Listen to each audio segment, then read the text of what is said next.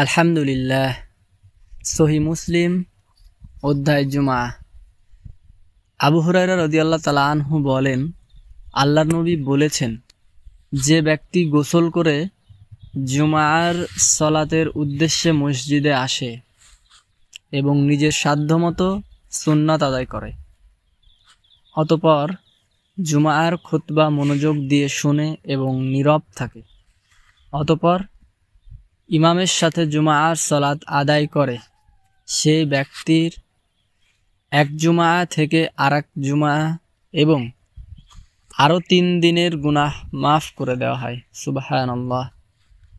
আল্লাহ সকলকে এই আমলটি করার তৌফিক দান করুক। সকলে বলি আমিন।